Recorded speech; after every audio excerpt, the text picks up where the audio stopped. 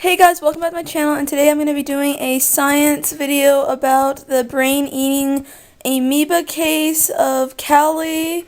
Sorry that this might be disorganized. My laptop and my phone deleted the notes that I had with this, and I accidentally deleted the footage I had with this, so unfortunately, sorry if everything's out of order. So yeah.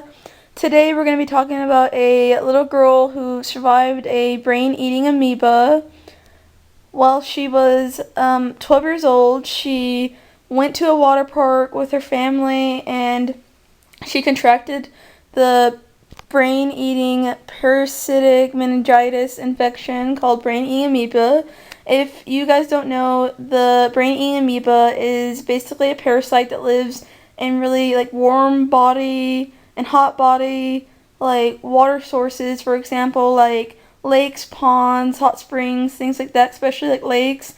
They're very prevalent in states like Texas and Florida and Texas, because the weather and the climate and the warm bodies of water. And the brain-eating amoeba, its food source is bacteria. It's basically the bacteria murderer. That's what it feasts on.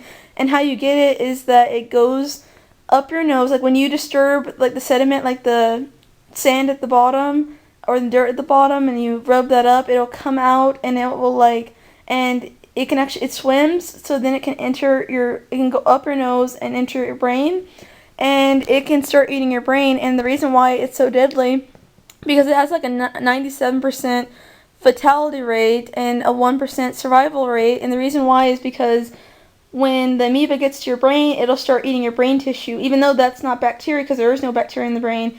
It starts to just eat it, because even though that's not its preferred diet, but the immune system won't tolerate this, so the immune system will attack the brain-eating amoeba. At the same time, the immune system is killing you because it's putting pressure on your brain. Your brain is swelling, but there's nowhere for the swelling and the brain to go, because it's like in a box. The skull is the box, and there's a basketball in the box, and the basketball is swelling, and there's only so much the box can take, and the brain will die.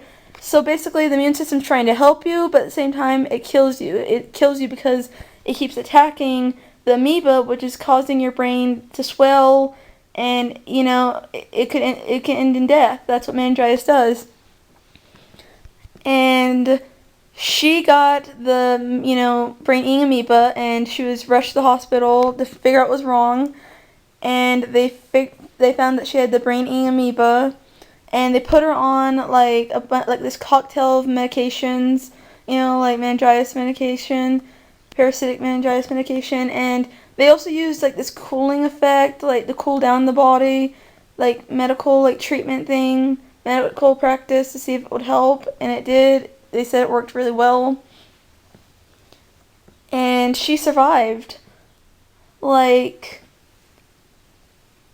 is really rare, because usually there's basically 100% fatality rate. Just like the other video I did on rabies, rabies has basically 100% fatality rate, and so does basically the bubonic plague if you don't catch it in time, and also the brain-eating amoeba. And I discovered this case because a while ago I used to watch the show called Monsters Inside Me. I think it used to be an Animal Planet. I don't know where it is anymore. I never see it on TV anymore, so I don't know where it is. And they showed her case. There's multiple cases of the brain-eating amoeba, I think, on there. And I also watched the HLN show, Something's Killing Me, where they showed brain-eating amoebas too. And yeah, she's so lucky to survive. Just like I said in the rabies one, this treatment may work for her, but who knows if it worked for the next patient. Maybe the next patient won't work. Maybe the next patient will die. Who knows? It's, everyone's different. And yeah, this is actually a really big and real danger that not many people know about, the brain-eating amoeba.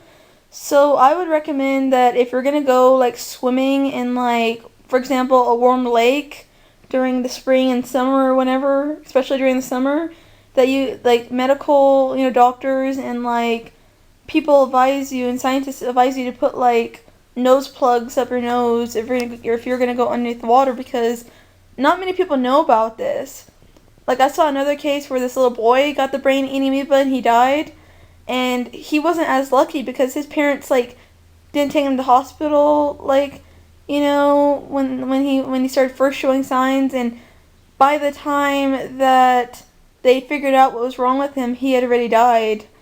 And it's just sad because the parents had no idea that this brain-eating amoeba existed. They had no absolute idea, and this is a real big thing. So I just wanted to come on here and give a case of where the amoeba, someone survives the brain-eating amoeba. And the reason why the brain-eating amoeba likes the brain so much is because the human brain is basically the same temperature and warmth, you know, as like a lake, kind of, because, you know, the body temperature and stuff, and it makes it really attractive to the parasite. So yeah, if you like this video, don't forget to like, comment, and subscribe. Bye, see you guys in my next video, bye.